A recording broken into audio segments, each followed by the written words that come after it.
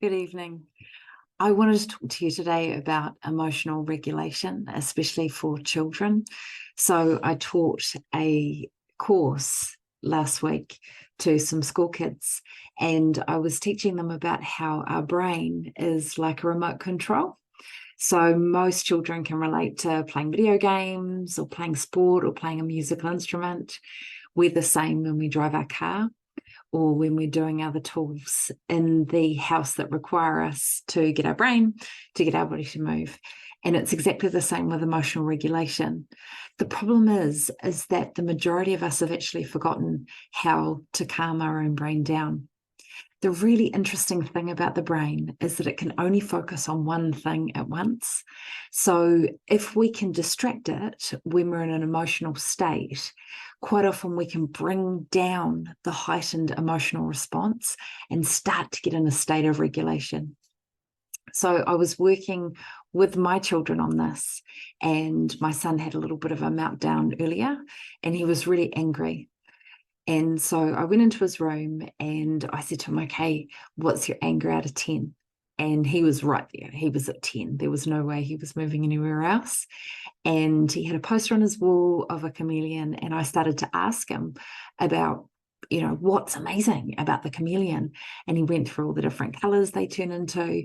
And I said to him, okay, what's your anger at now? And he said, 9. He wasn't going to let it go. And then I asked him about the tail. What does the tail do? What do those weird little hands do on the chameleon? And all of a sudden, his brain clicked over from being angry into a state of being really enthralled and excited about the chameleon because that's his favorite animal. So for your children and also for yourselves, if you're feeling like your kid's broken, and there are so many parents these days who are looking for answers, the answer is actually really simple. The brain is our remote control.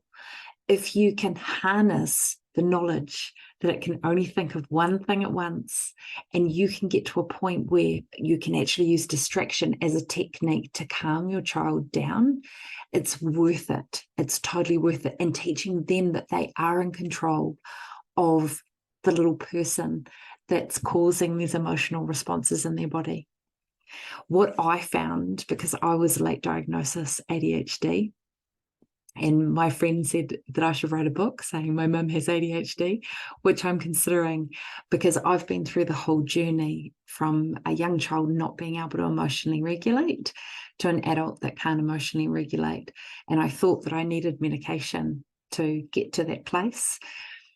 So it's been a few weeks now and I've been off my medication, and I've had years as a natural therapist. I've had years of being on medication, trying to come off it and not actually understanding how I can control my brain. I've learned this technique through doing a Tony Robbins course, through having a lot of therapy, reading a lot about cognitive behavioral therapy, and doing a lot of meditation and learning that we actually have the power within us to control the brain.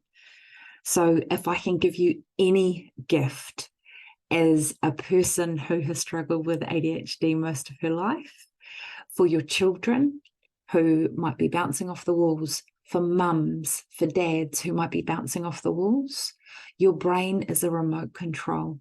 All you need to do is learn how to hack it. And distraction is one of the key things. Just remember that your brain can only think of one thing at once. So if you can bring in a positive memory, if you can tell a joke, if you can listen to your favorite song, you'll be on your way to learning how to operate the remote control to your brain. Have a great day.